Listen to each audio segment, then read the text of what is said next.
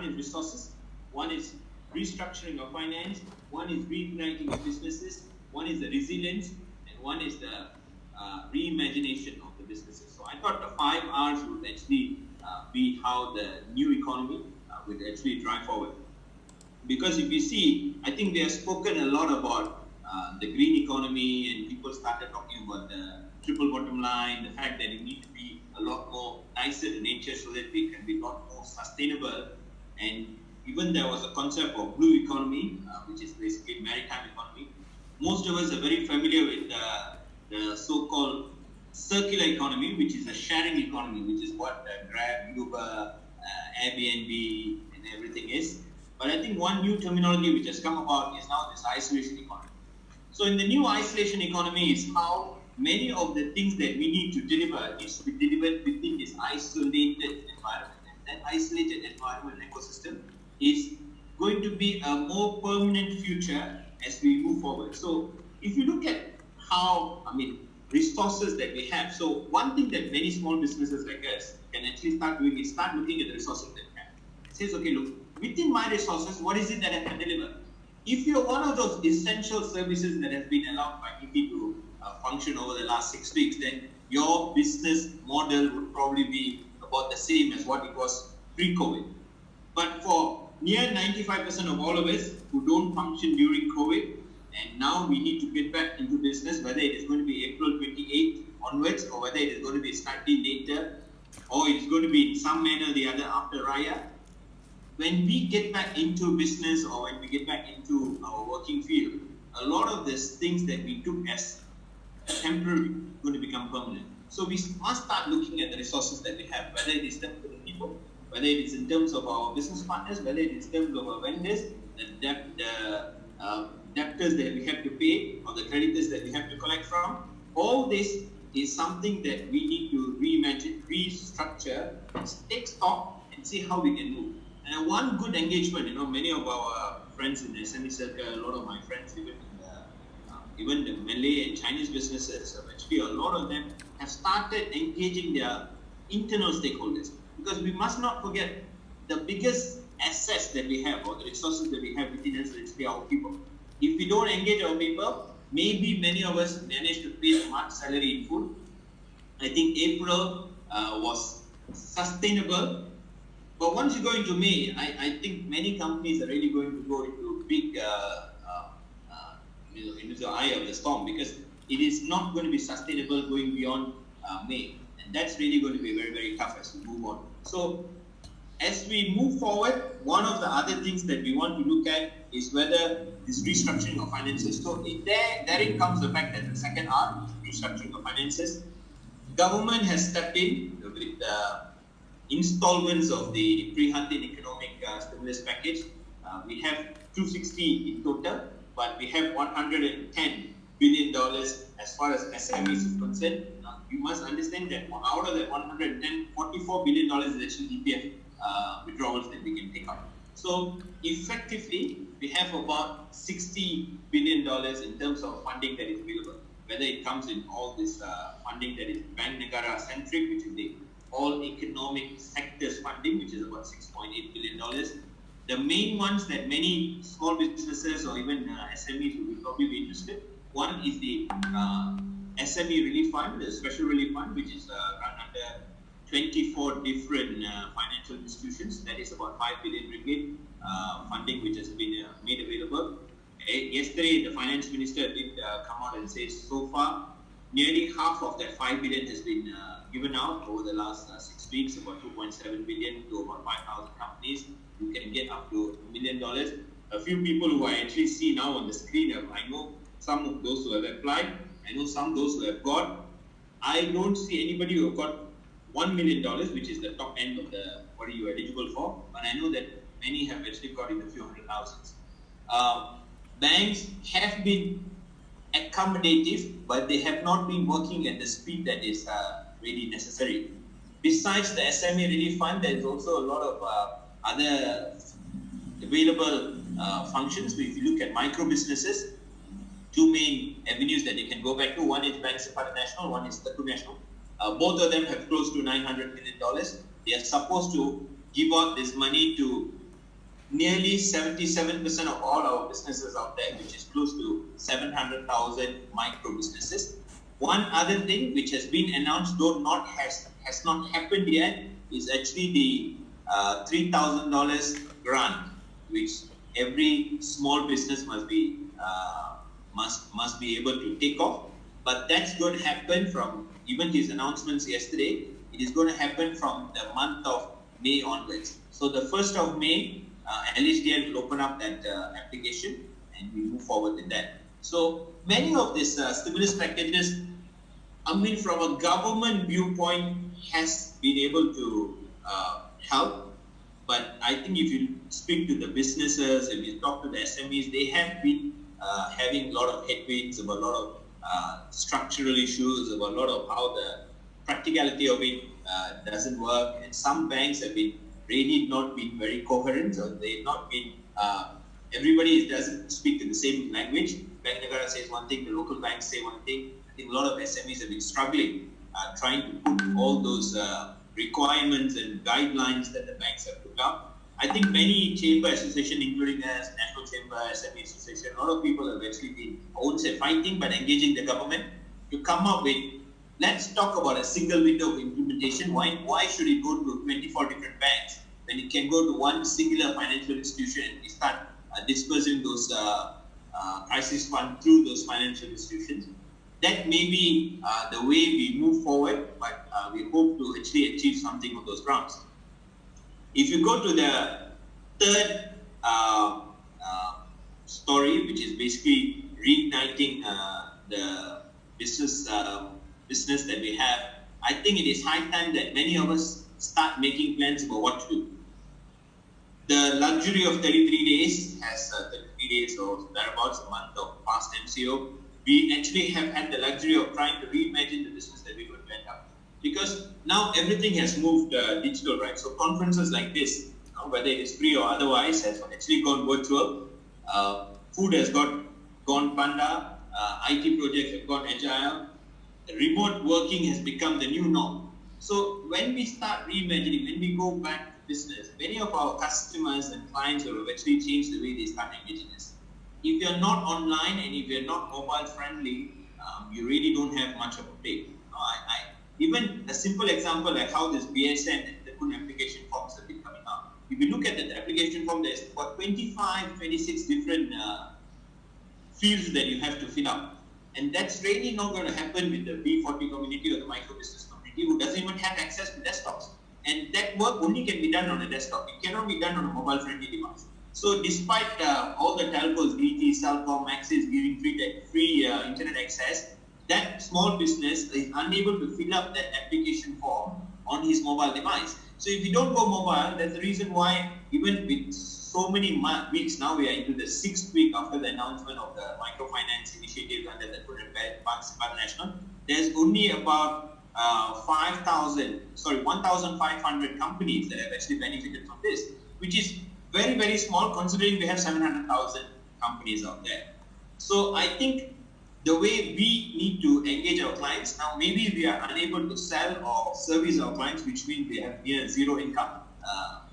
I think people like Glenn would also empathize with such a stand because we are unable to have any income for the last 1 month or so. But it is positioning that is important now because the brands and the client and the business and the services that we do need to be repositioned in the minds of the consumer, because consumers are now very used to, even the guy who refused to go online has been forced to go online. Google shared some Malaysia data a couple of days ago. And if you realize, just online banking has increased by 1.7% times. The number of people registering just for online banking is 1.7% of the time. Those who started searching for the word SME is increased by 4 times. So if we see there is an actual shift towards the digital economy. And the digital economy, the speed of it was not so big, has now accelerated over the last 1 month. And as we speak, I think many of us are now even struggling with Wi-Fi connections because those Wi-Fi connections are unable to support the work that we kind of want to do. And I think government is quite cognizant of that fact and hope that they'll be able to do something. The fourth R I kind of looked at is the resilience that we have. So now we will also have to take stock of whatever resources that we had, whatever restructuring of finances that we had, whatever reigniting of the business plan that we want to move forward into the post-COVID. We'll also have to look at what are the strengths and how do we reposition. One example, I see one restaurant owner who's also joined us in the Zoom conference. I can see him. For example, I think I was sharing this concept of ghost kitchens, because many restaurants at one time refused to even go Grab or Panda or Digo or whatever food supply, because they thought, why the heck, I don't even have enough place to actually sit my customers, and why do I want to bother delivery? But now, over the last 30 days, they've been forced to go into delivery. So those who didn't sign up for Food Panda or Grab now actually realize they actually cannot do business. Then they start creating their own ecosystem of how business will happen. But as consumers start becoming very happy and used to consuming food at home, the need to go to the restaurant will become a luxury. And the need to go to the restaurants becomes a lot more luxury, because even after PKP or the MCO period, I think government is still going to come back to this idea of social distancing. So the table that we used to have next to us now is going to move 1 meter apart. So if the restaurant capacity was 100 packs, now the restaurant capacity packs is going to drop to. So when it drops to 60, either the owner has to increase his price or the service charges will start kicking. So then comes the fact that maybe that's going to become a luxury. So instead of going every day to eat outside, I'll go once a week to eat outside. But then what do I do in my kitchen? So if you go to one good example that this has happened is this concept of ghost kitchens. Right? So the concept of ghost kitchens is something where doesn't matter, it's just like contract farming or what do you call third-party manufacturing. And ghost kitchens will start existing in many places, as long as somebody can be able to market a particular food and they can actually start producing that in any of the kitchens, because the capacity in the kitchen is going to become redundant at some point in time. So that is many ways of how this resilience in the community must be built, and I think many businesses will start looking at how we need to take stock of what we are good at, and differentiation is key, because gone are the days where I can actually do everything. I become very reliant on many people coming together and being able to deliver either a product or a service. Fifth R is the reimagining, and that's really going to be hard to do, because it is easy to tell people, yes, you have to reimagine the business world is going to change. We had a minister in the previous government who thought that we actually have flying cars in 2020. At the moment, nobody can fly. I mean, Air Asia's tagline was now everyone can fly. Now actually nobody can fly. And somewhere in between, they were naughty enough to come back with this concept of, we will start flying back in, I think in September or something. And it was just within hours that the minister came back and said, you don't decide when you fly, we will tell you when you can fly. Because even if Air Asia is going to offer free tickets, I don't think anybody is going to take it up at this point in time, because everybody is worried that, you don't want to come back or go into a funeral at this point in time. So I think this concept itself is reimagining is tough to do, because it is like looking for a black cat in a dark room by a blind man which doesn't exist. So that reimagining, we're not really sure how this is going to farm out. But what we are quite certain is, what we are doing for the last 30 days is going to be permanent in the medium term. And that permanency in medium term is going to give a lot of market players that differentiator. Whether it is the construction industry, I can see another friend of ours who's in the construction industry. And construction industry also going to come back with a very different viewpoint of how business is going to be run. Because unless you can prove to the government and say, look, you can pick up your workers in what I would call in Malaysian terms a kongsi. So if you can start your kongsi in your site itself, make sure that ecosystem exists there itself. Because if anything, that becomes a cluster for COVID infection, or otherwise it is contained. And not like your 50 workers start moving from one place to start going to eat and going to stay in a completely different place. And that's really going to be bad for the government to contain. So this movement control would become a lot more tighter. So any industry player in construction field who are able to adopt to that kongsi approach would probably be the first to be given permission to start. So that is now going to become permanent. Then once he puts in cost and structure and investment into building up this kongsi, then he's not going to close shop within 1 week and say, oh, I have to do away with this. People want that to sustain. at least for the medium term, at least until the project finishes. So this changes what, right? Even online training, like what Glenn is doing. Many companies, I think the last 1 month, have struggled to get their training concepts online, teaching. Now, education itself is on demand. Existence of schools have become quite redundant, because if teachers can reach out to students at their own time and their own space and money, why would all these private institutions exist? Because many private schools would be mushrooming over the period of years. But now you come to realize that why should you actually go to school anymore? If you can actually tighten and deliver education on demand digitally, the need for school becomes questionable, right? The need for petrol stations have become questionable. The guys in the petrol station have actually started operating, right? So nobody goes. If there is no mobility, if I don't got my car, I don't need to go to the petrol station. 53% of all oil is based on mobility. So mobility doesn't exist. That's the reason why now oil has gone to, I don't know, some say 0, some say negative 40. I'm not even sure where the price is, but it's somewhere there. It's like 11 or 15 or whatever the price is, right? Unprecedented times. So those are the reimagination of the economy that must happen. So I would like I said, 5 R's: resources, restructuring of finance, reigniting your business plans, the resilience or the strength that you have within the companies, and reimagining the business landscape. Of those 5 R's would be how the new post-COVID economy will come about. Many of us talked about the flattening of the curve, and I think those who are not even statistically trained can tell you now what the curve is, because the curve is like that, and if you actually flatten the curve and not follow the trajectory, then you actually flatten the curve. But what I think one curve that we don't want to see flattened is that so-called V-shaped recovery many people are expecting. So we are now about there. It was only 3 months ago in January that I remember many economists who have always get it wrong anyway, and many of the experts in the world were actually predicting that Malaysia will grow at about 4.5%. Then it became 3%. Then suddenly Bank Negara comes out and says, now we're going to grow at negative 2%. So the curve which has dipped, gone like that. Now the V-shaped recovery is what we all hope to achieve. And I think one other way, one other parting thoughts on my part would be, there is no point blaming the government, because that has also become the norm. I even see some of our business friends and SMEs that started actually saying, look, the government is not doing enough. I think not only this government, any government in the world is doing as much as they can. I think our government has actually, to be fair, they came in with the triple whammy. They were in a perfect storm. They not only had a health crisis in place, they have an economic crisis to manage, and they were already in political crisis. So this political crisis, health crisis, economic crisis is the triple whammy for them. For that matter, I think Tan Sri Muhyiddin should be given a little bit of credit for navigating so far and not having riots in town. And that's actually commendable, because that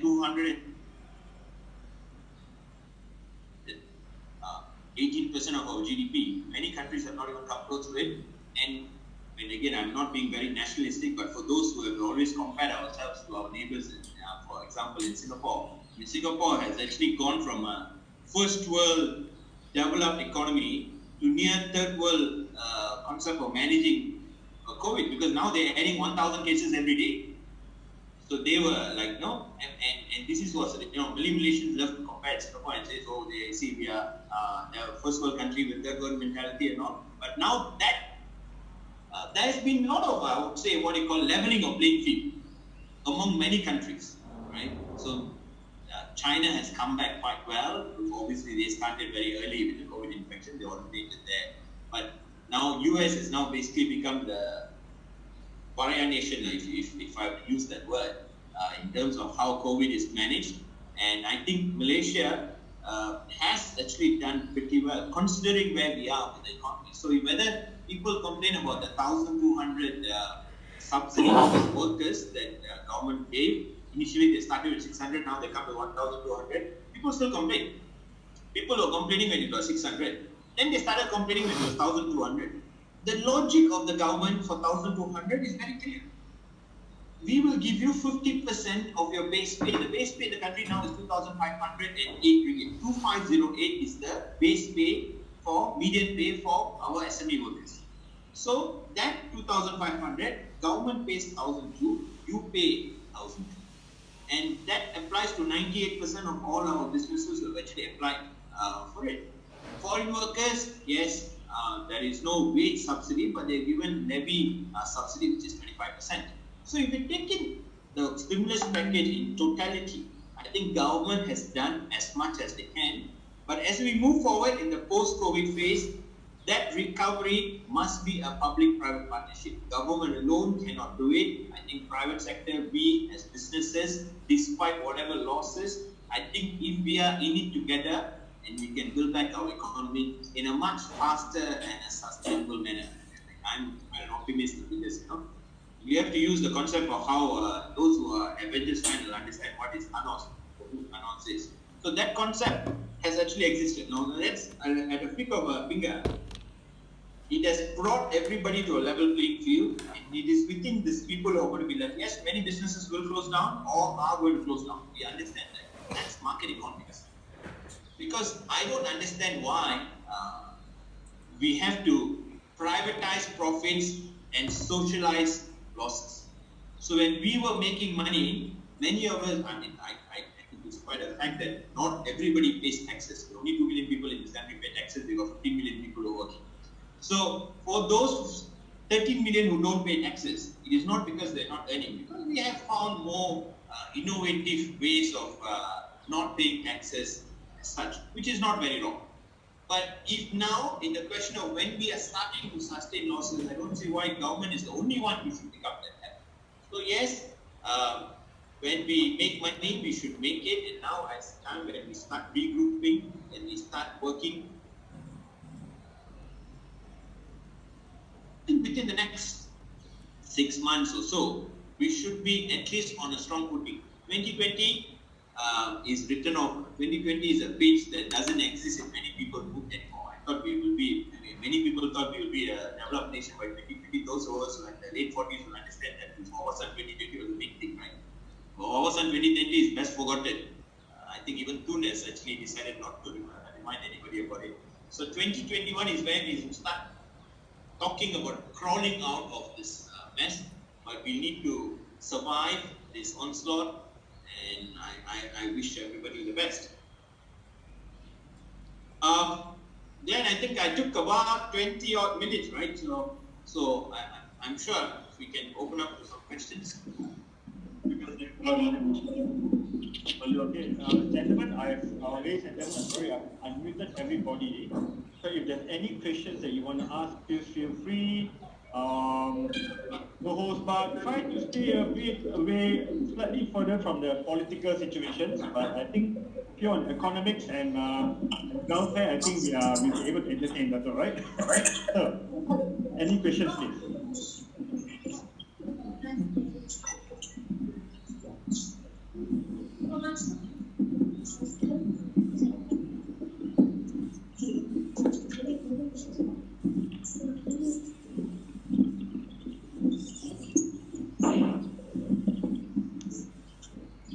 There was a bit of comment from Datuk Sarah. Bungalow construction works normally carried out in Kongsi basis, which ATK just mentioned. Thank you very much for that, Datuk. And one from Silvam Krishnan. WTI, oil drops to US 1.57. Brent stays at US 1933. Follow Brent as a guideline. For Malaysia, we do have our own called Tapis, which basically stays around US 28 per barrel. Thank you for the information. I'm not sure how Malaysia came up with Tapis, but I think it's an interesting concept. Right? I heard Tronas has basically a little bit to do with it as well. So, open up to questions, gentlemen and ladies. I have a question. Yes, please. Okay, my name is Datuk Saron. I think I because since you have MAICCI and MCCM in this forum, I would like to ask this question regarding SRF bank loan, Special Relief Facility Bank. I applied many banks. Most of the banks, I would say around 20% of the banks are rejecting construction industry. So what is MAICCI or MCCM's action forward to resolve this matter? Interesting, right? You're staring actually in the I don't think it is okay. Not only construction industry. Right? So what I understand of the figures that given were not only construction industry. 12 different industries have actually been, I won't say blacklisted. There is no list that exists within the banking system. But I think many bankers have come to the fact that these 12 industries, for now we won't touch them because they got no home. It's exactly how we are looking at it. So I think all the chambers and business associations all have put together some thoughts. There is going to be one more round of discussions. Test whether it's going to be next week or if we don't get out of MCO, then immediately after next week. But if we get out of MCO, it will be much faster. To go back to Bank Negara and tell them, look, you cannot have this selective way of how banking is done. And I don't think it is this 20%, Sarah. I think nearly all banks are actually playing towards that way. Even the bankers themselves actually admit that there is a bias in the system. If not, you see, after 6 weeks, right, first stimulus package, don't forget that none of this is new, right? It's not something we came only on March 27th to announce the second stimulus package. The first one was announced by Tun Mahathir on the 27th of February. So if we take 27th of February up to now, we are more or less about 2 months away, 7 weeks later, we've only given 5,000 companies SRF relief fund. If we take the numbers that we have 900,000 companies. Even if we say out of the 900,000 companies, only 50% the business circle or the banking circle has not reached out to even 1%. If we say only 450,000 companies are active out of the 900,000 companies that exist, if you take a number that is coming out of Finance Ministry, yesterday he said 5,000 SMEs are active, which means only 1% of the SMEs have been covered, despite 8 weeks of work. So, for some funny reason, banks have not shared out concerns or risk. They are the only ones who are still making money. Moratorium was good, but even in the moratorium, net the banks don't lose. They just postpone their profits. So in many ways, I think one sector that has to sacrifice a bit has to be the banking sector, but that has also been the hardest thing to do. So we take note, but I think that is being addressed by everybody. Like metal recycling business is also affected. Many businesses have actually been affected. Training, for example, has been I think Megha has a question. Good morning, Doctor. Good morning. I have applied in 2 banks, and I received a call from CIMB Bank. And according to them, they only give the SRF fund to their customers. If I don't have loan with them, they don't give to me. Is there a such thing? Exactly, that's okay. Now, is there such thing? Means Bank Negara never said there must be such a thing. But I think individual banks have taken that approach. Individual banks have taken the approach that they want to give to their customers. Now, if you are a bank owner, you will agree what they are doing is right. Obviously, I don't own the bank, so we will obviously say the bills are being unfair. I think all banks have taken some prudent approach and says, look, if this benefit must go, it must go to my customers first. I think that's a very capitalist way of looking at it. If anybody must benefit, it must be my customers first. Why should I? If you're not banking with me, if you're banking with my competitor in a bank, why should CIMB be the first to bank that fund? Because actually his question will be very simple. Why are you applying to me? Why not you applying to your bank that you are banking with? Suddenly why you are in love with CIMB? Not you as a bank already. Let's use Maybank as an example. Right? So why not you go back to Maybank and apply to them? That would be a fair question to ask. Yeah, Doctor, but I applied in Maybank, and I applied in other banks also. So that's the thing is like they're asking for so many documents, you know. Have they come back with an answer? Not yet, not yet. All the banks got the document, you know, they want creditors list, they want debtors list, you know, which we are small businesses, we don't have all this kind of list.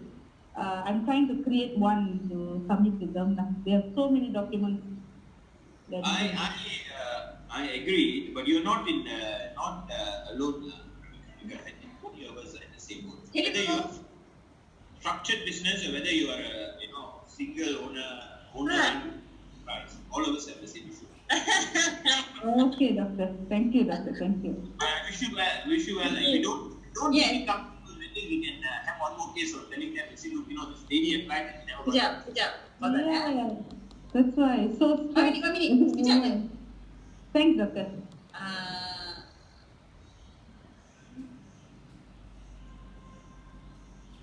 Ladies and gentlemen, I think for admin purposes, if there is anybody who wants to ask a question, please unmute yourself and you can go there.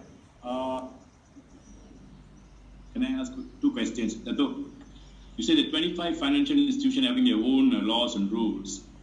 Is Bank Negara coming with a standard rule where they follow one standard rule? Second question, as we know, some banks only give loans to clients who have existing loans. If they don't have existing loan, these banks reject the application. Any remedy for these 2 requirements? Okay, you said third question. There were 3. 2 questions. 2. Actually, both interrelated. One is whether you have a facility or whether you don't have a facility with them. I think, banking sectors always have looked at that as one criteria. If you're one of them who are old school, right? So if you're very old school thought, you should never borrow to buy a car, means then you never had a credit card, you never had a bank loan, and then at some point in time you want to go and apply for a thing, they say, look, as far as we are concerned, you don't have history with this. For once in your life, you never borrowed $1 and have the history of giving it back. I don't see why I should give it to you. That is the conventional approach of how the banks have.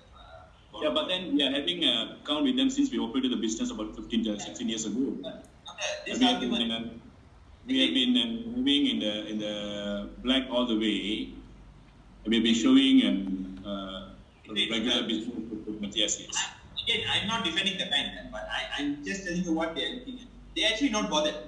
In fact, I tell you what is the bad thing to do this. If you show that you actually have $2 million sitting in the banking account, his first thought is, why the heck are you applying for the loan? You got money, man. And I know you got the money because you're sitting in my bank. So in my bank, I can tell that your bank balance is this much. And I know from my analysis, you don't have to even tell me, from my analysis, I know that you only can spend, say, $2 every month, and you got $20 sitting there. I know for the next 10 months you can survive. So my logic is, should I give you? You don't need one because you look like you're comfortable. I understand where the client is coming from, what question you're asking. But if you look at it from a banker's perspective, then actually it becomes very different. Why should I give the guy who's actually got a few $1 million sitting in the banking account? I can see one guy here who's got that same problem. So in that way,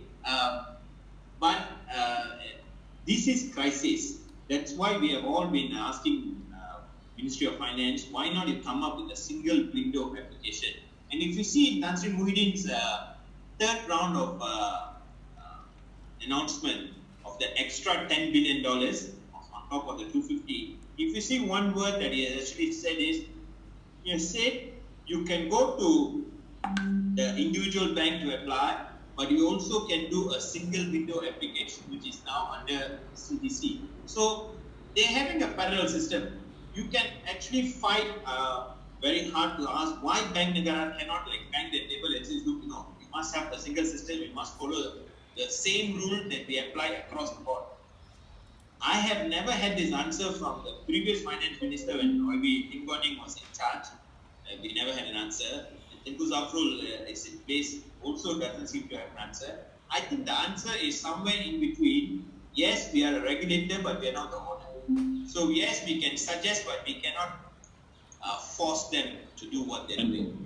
Force. I think, Doctor, one other thing that is going to happen, right? So this is not only in the banking sector. I think many people realize, even businesses for the matter, the goodwill that we build now is what is going to sustain us for the next couple of medium to short term. So if this bank doesn't help me during my times of crisis, and if the bank comes out as, yes, I'm going to charge compound interest even for your moratorium. Now, some banks have actually said they will do compound interest. Some banks have said, yes, they won't do compound interest. So you must look at it from a client's perspective, consumer market. The consumer will say, this particular bank, I don't want to mention which banks, a particular bank has not been friendly during the COVID phase. Their market share will definitely decline after COVID. For example, one fellow has not built goodwill all the airlines. I'm not singling out Air Asia alone, right? So whether it's Air Asia, whether it is Mars or Malindo or Firefly or whoever, you realize or not, despite all the businesses that all of us do, the only fellows who actually take money upfront are the airlines. Whether it is 1 month upfront or 1 year upfront, because we tend to buy cheaper tickets. But they're the only fellows now who are saying, why should I give you back money? I don't have you. So the only ones where you pay in advance, in no business that I do where you pay in advance.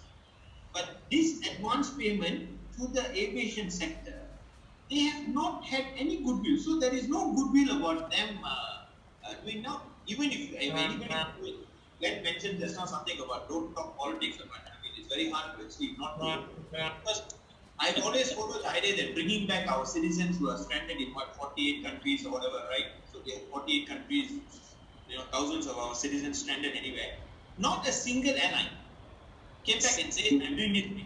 I'll bring for you. Correct. Government paid for it, political party paid for it, individual donations paid for it, but somebody paid for it.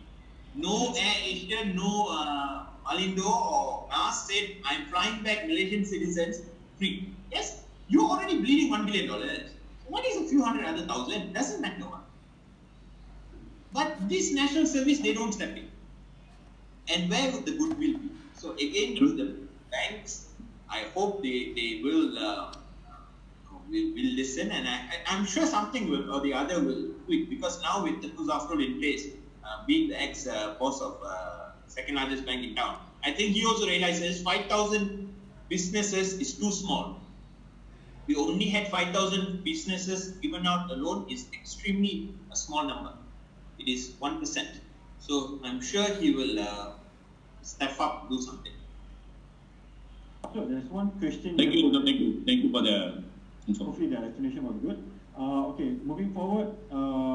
Okay, for ladies and gentlemen, I know that it's supposed to be a half an hour session, but I think the conversation is getting a bit more interesting. Hopefully not heated up. Okay, so what we'll do is I'll extend it for maybe a little bit more, so that everybody has the benefit of picking Datuk's brain. Okay, so there's one question here by Ruben. Many business already cutting wages to sustain their business. And many surveys say almost 50 to 70% unemployment rate is expected post-MCO. What are the measures in place? What are the measures in place to tackle this question? And what will be business recovery timeline? I hand it over to you, Datuk.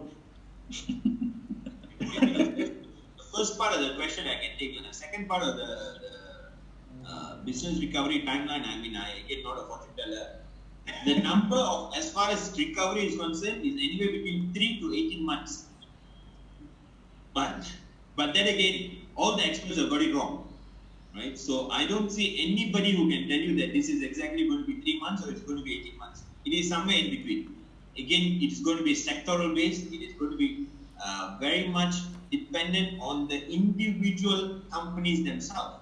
Some will be able to fill the gap very fast. Some will take a lifetime to adjust to those changes, because the business landscape has changed. Now this company is coming back after MCO, even if MCO is finished after April 28th. They come back on April 29th and start figuring out what happened to all my clients, because all the clients are now moved online and you were never online for the last 33 days. Where do you expect them to go? That clients have to have consumed food, buy stuff and go to service providers, and if you have never engaged them in the last 33 days or 45 days or whatever it may be the next week, you will not be able to get back these clients. So these clients would have completely gone missing as far as you're concerned. So it is going to be very much dependent on the individual business themselves. For the first part, again, I not sure how government is going to handle it, because unemployment, many of us will probably want to keep our staff. But again, reality will kick in. What is the right size? So this right sizing will happen over weeks. The number that Dr. Michael Gam, my good friend in SME Association, says 2.5 million. More conservative and optimistic among us say 1 million. The number is somewhere between in that millions. It is still, so all these unemployment rates where we had near full employment, it all goes down, the bin. So we will have a huge amount of unemployment. I think that is where training companies, I'm not promoting Glenn, but I think training companies have a huge role of not only upskilling, but reskilling many of our workers. I think the idea of self-employment coming to place, because even if you upskill and reskill, you need the business entities to create the jobs. These jobs are going to be tough to create in the market environment now, like how it is going to be post-COVID. So not many businesses are going to be having. So reskilling, upskilling is one, but the third aspect will be self-employment. I think entrepreneurship, startup ecosystems, these are all areas where are having a huge impact, and I think institutions like MAICCI and MTech will play a huge role. Post-COVID economic recovery would be a public-private partnership thing. It has to happen with us. It cannot be, I understand how Mr. Ruben is coming from, but this approach of we against them must not be there. This idea that companies have taken, many businessmen also, despite all the experience they've taken, is like, oh, what is the government doing? Actually, government is not an external party. We are in it together. Right? The government only can do from the taxes that we pay. So if we didn't pay any of the taxes, we actually have very little voice on the ground at this point in time. But to be fair, I think every government is now going to sacrifice the citizen and says, I don't care if 2 million of my 32 million die. They will also want the economy to sustain, because economic sustainability and success is how it's going to be determine their political success. So I think it is very hard to differentiate both. So I think Tan Sri Muhyiddin again will want the economy to actually come back to track as fast as it can. It can be as early as next year. And I think many of us are quite resilient. Yes, we complain, but we will come back. So I think that's how positive I can be. Okay, there's another question by RD. How about the tourism industry? What will the recovery time, question mark again, as corporate event management industries, are there any hope? Because on the stimulus package government announced, there is not much of tourism sector. To you, Datuk. I'm sure already some comes from some tourism sector the other, but if you look at it again, I think the economic stimulus package is not sectoral based, at least for now. But the post-COVID recovery document would be sectoral based, because now it is very hard. We have, in this country we have near 73 subsectors to speak about. So our expectation of Putrajaya for somebody sitting in Putrajaya to come back with 73 different plans for 73 different sectors, that's going to be hard. So they are going to take a very tiered approach, a post economy recovery. Tourism industry is one definitely in the top tier, right? If I remember my numbers right, Lim Guan did mention that if you look at direct GDP contribution, it's about 4.9%. Indirect is about 14.5%. So 14.5% by one singular industry like tourism is a huge impact to us. After all, there were more Chinese in KL than there were Malaysians at one point in time. I'm talking about Chinese from China.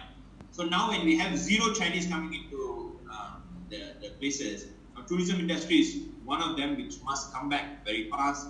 I'm sure government will come back with something or the other. For now, doesn't exist. Doesn't exist, but I think they're also trying to help out.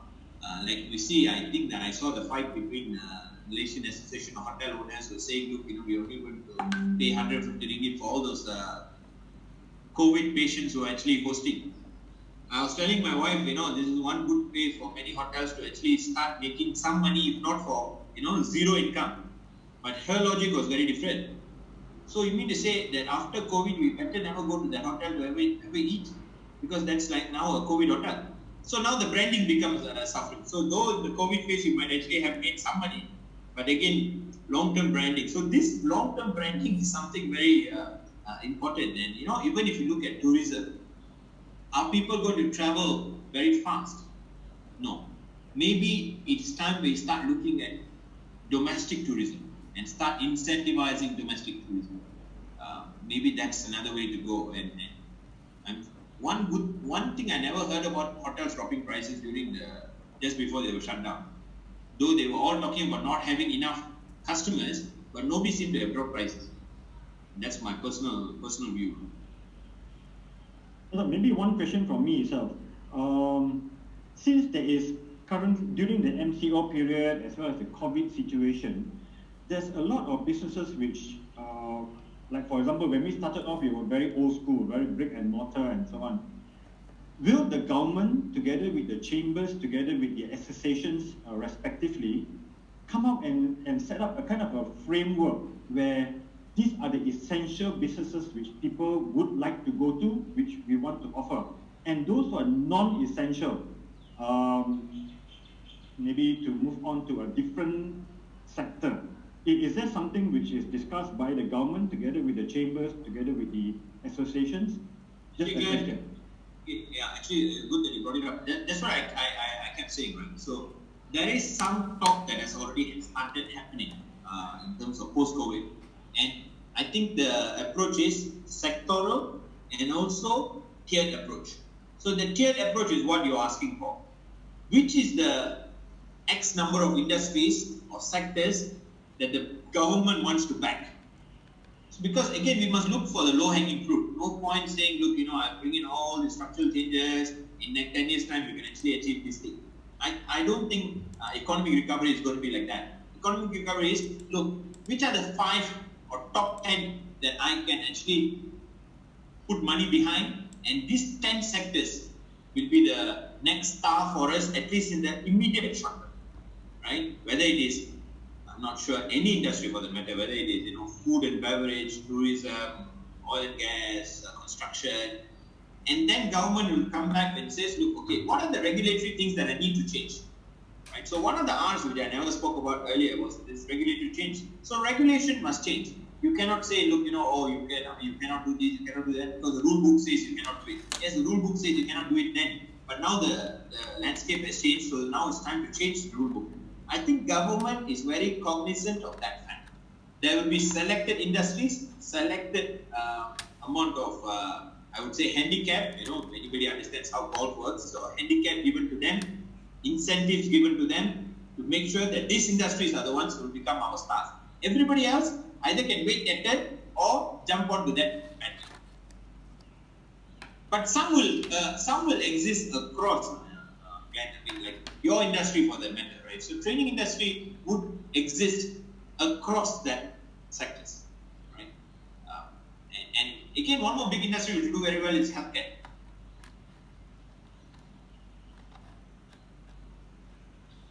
Maybe the next industry is to sell oxygen. Healthy living. Actually, one thing we don't have here, getting back to work, mindset change, mental health, huge business. Yeah, I think so. So just to promote a little bit, free as well, don't worry about it. On Friday, we have a counselor coming in 10 o'clock to 10:30, just to basically give us an insight about how counseling works and how mental health works. In the afternoon on Friday, there will be a young gentleman, very nice, very energetic, to give us exercising. So join us as well. So, ladies and gentlemen, I think we have taken almost an hour of each other's time. Maybe we open up to maybe 1 or 2 more questions before we actually allow Datuk to have his MCO. Anyone on the floor? I will open up the mic to everybody now. So, or basically, let's do it per session. If you want, unmute yourself and ask the question.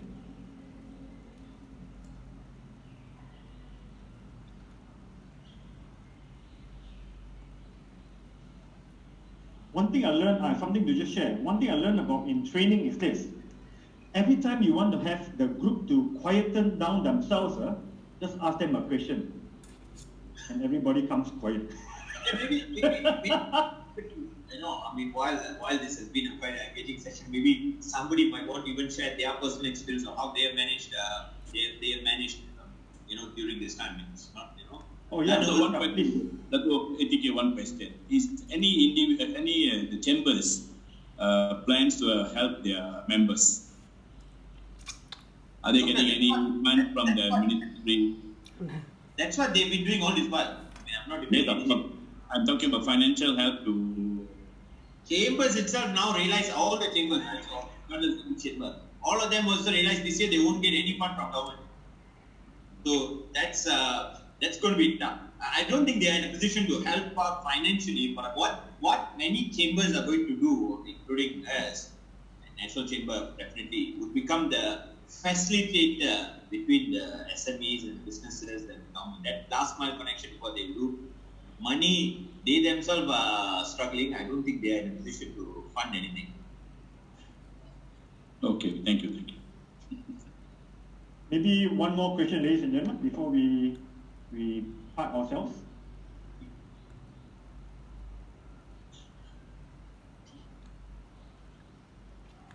So if there's nothing else, Datuk, maybe your final words of peace before we let you go. Thanks, Glenn. It's been a pleasure to actually, share what I know. And again, what I know is primarily simply because of the work that we have done over the last month or so. Working both from a chamber perspective, individual perspective, from providing some feedback. One big important thing is actually been the feedback. And anybody, I can take just 2 minutes. If you see how the moratorium came about, many people think that somebody who thought about the moratorium. The idea of the moratorium was thought about. The idea of R&R, restructuring and rescheduling, has always been the way banks have operated in times of crisis. So in times of crisis, restructuring and rescheduling is how banks have operated. So when Tun Mahathir came up with the idea of moratorium, he said, ask the banks and said, look, the banks must extend a moratorium and they must be able to do restructuring and rescheduling. After he said that on February 27th, therein comes, the idea that what Dr. Parthiban asked us now, and many people think that, the role of the chambers. And I've always said, I am also involved in the chamber organization for the last 15 years. I am also very hard to understand the role of the chamber at some point in time. But now in the last 30 days, if not for, I'm not making the chambers look important, but I'm saying any association, any group, entity has played an extremely important role in bringing back the feedback to the government. A simple example is moratorium.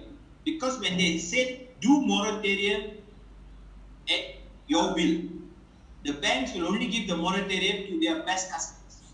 The banks will only give the moratorium to the top tier of the businesses at their own convenience. It is only after 2 weeks when, Tuan Sri Modi took over the government and things changed, and the feedback that we were very strong and go back to the Ministry of Finance that says the moratorium won't work if we let the banks do it themselves. We have to come back and say it must be an automatic moratorium. Everybody, regardless of who he is, must be able to get the moratorium automatic. So that is why, if you see the moratorium is structured in such a way that it is opt-out. You are by default go into moratorium. You don't apply to go into the moratorium. In fact, you only apply to get out of the moratorium. If you say, look, I want to continue paying my housing loan or I continue paying my facilities, then you apply to the bank. By default, all my accounts go into moratorium on the 1st of April. So that concept of opt-out and automatic 6 months moratorium purely came back from the engagement that continues. So my ask from everybody who's sitting in this conference, and even as we move forward, again, it is illogical to take an approach of we against them, as in business against government. We are in it together. Let's start providing constructive feedback and collating this feedback. Doesn't matter through chambers, through individual, and feedback to the government with evidence. No point saying, I heard from my friend that he applied for it, he he didn't get it. I today morning had one joker who actually forwarded me on WhatsApp and said, "Doctor, how?" I said, "Brother, this is you are the seventh guy who's sending me the same WhatsApp. Until now, I don't have any iota of evidence to show that this banker has asked for this particular certificate. I don't want to mention the details, but this particular certificate from this particular client, saying if you don't provide it, we won't give you." I said, I've spoken to that guy who applied, and he hasn't been able to give me that evidence. Without having that evidence, how do I go and tell them, look, this system is not working? So please work with any association that you're involved in, any other teams that you can impact the feedback to Jaya. It will work very, very well. And to any of our Muslim friends, I think next 2 days we go into Ramadan month, so happy puasa or selamat berpuasa. Right, on that note, yeah, I'm just thinking again, based on the conversations that we have and all business owners here as well, would you all be interested if I were to bring a person from the bank? Yeah. To actually share with us a little bit about what, or maybe Datuk, do you have any? Yes, Datuk. One small advice. Yes, please. You make sure that that guy is your good friend, because after that conversation or after that event, he will block you from his phone. Or maybe Datuk, do you have anybody who we can recommend in? Who you want to take the sacrificial lamb? Please bring me, but make sure the expectation of those who are going to sign up is not to take out all the anger of that guy and make him look like use him as a resource person. Put him and says, look, what is it that I can do to make my application better? Given the constraint. And he's not the governor of Bank Negara. I'm sure we're not bringing the Bank Negara governor. So unless we can bring the Bank Negara governor, we can take out all our anger on her. Other than that, everybody else is just doing what they can. So don't sacrifice that gentleman. After that, I'm sure Glenn, you're going to lose a friend. I will talk to you later, Datuk. This one. Okay, so put this right way. okay, and I think we have taken enough of your time, Datuk. And ladies and gentlemen, I think it was a very eye-opening session for us, and we really appreciate Datuk ATK's time here and his personal sharing as well. As I say again, this is basically from a personal sharing. And if there's anything which basically contradicts or goes against anything politically, please do not hold anybody liable. And on behalf of Richmark Training and Group, we'd like to officially thank sincerely Datuk ATK and also those who attended here today. Guys, stay safe, stay sane. Thank you very, very much. Thank you, Glenn. Thank you, Datuk. Thank you.